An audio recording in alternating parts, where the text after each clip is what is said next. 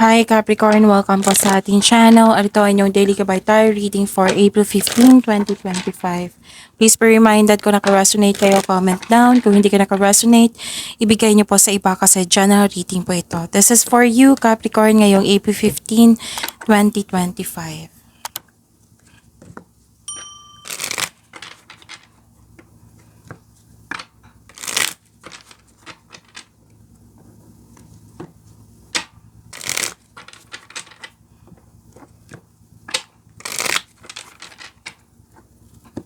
Para po ito sa inyo Capricorn ngayong April 15, 2025.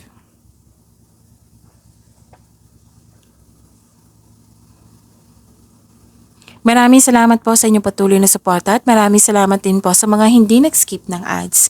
Gamitin ang reading na ito bilang gabay lamang sa mga hindi pa nag-subscribe, subscribe na po kayo at click bell notification para malaman nyo na may bago tayong video. Para sa mga gustong magpa-reading po, may lumabas dyan sa screen nyo ngayon, panoorin nyo po at sundin ang instruction.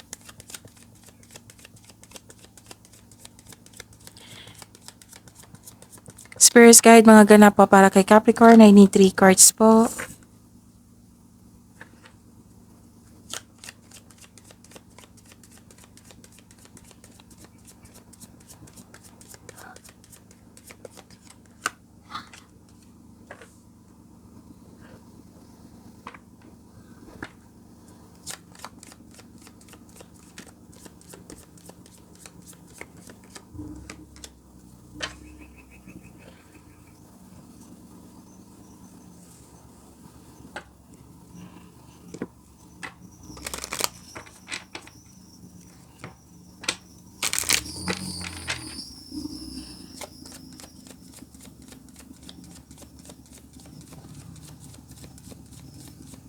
Spirit Guide, Angels, Archangels, Guardian Angels, message pa para kay Capricorn.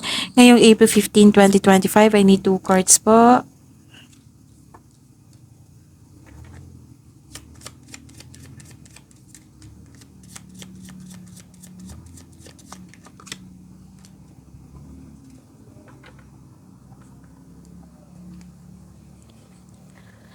Ngayong April 15, 2025, nakita ko dito yung success mo, positive outcome, joy and happiness. So, claim niyo po. At may dumating dito na positive, what I meant is opportunities na bibigyan mo siya ng best choices and best decision. At may malaking influence ng isang babae sa araw na ito.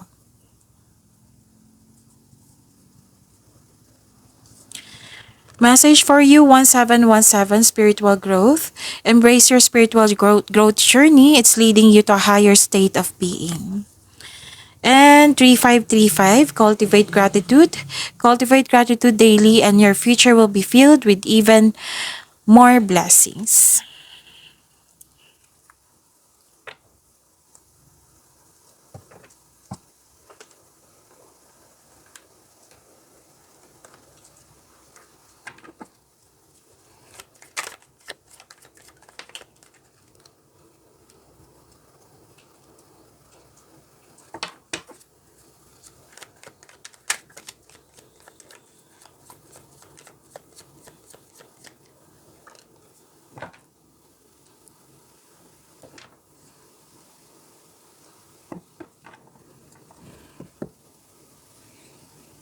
Kung may narinig kayo or may nakita kayong repeating message, like for example, nanood kayo ngayon ng April 14 and April 15 para kay Capricorn, okay? Video reading niyo po, Capricorn. Tapos may naulit na mensahe. Oo, may napansin kayo naulit na mensahe. So, give attention, solution, and action. Kung maaari po. Remember, Capricorn, at the end of the day, alam mo na ikaw lang taong may kakayahan at responsable na gumawa ng sarili mong katotohanan at kinabukasan. So, ano yung energy ni Capricorn?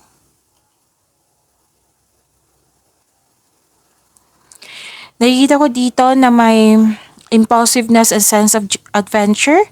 May makilala kang mabuting tao. Masaya ka ngayon kasi nagkaroon ka ng tapat na kaibigan. Parang may bata kayong kausap ngayon or younger person po, natutulungan mo siya sa kanyang pangarap. At may parating na good news po. So, ang ganda nito kasi good news. So, claim nyo po. Sobrang busy nyo ngayon.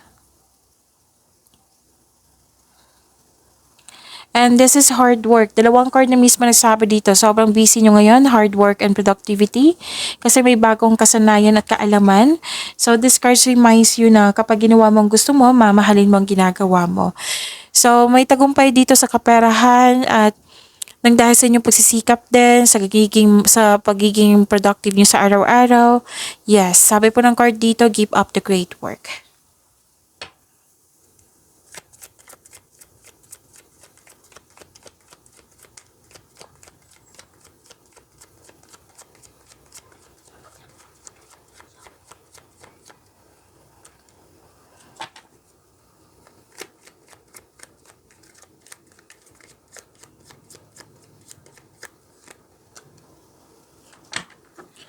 This is your career and money, Capricorn. Nakikita ko dito na nagkaroon po ng may matatanggap ang rewards or recognition sa trabaho or sa negosyo mo. Meron din ako nakita dito pagtaas ng kita, pagtaas ng allowance or sweldo. Pwede din may ganap na promotion at may matatanggap kayong positive review sa mga kliyente nyo, customer, or even to your boss. Basta may positive review dito. And may ganap na pagtatapos. Pwedeng may ganap na graduation, basta pagtatapos po. Or pagtatapos ng proyekto po.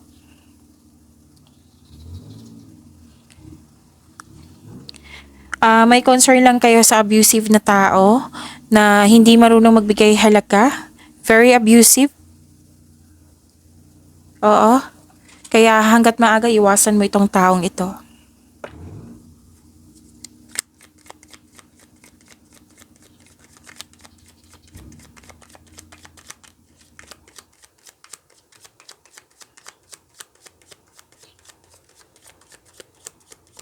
This is about your love life, Capricorn.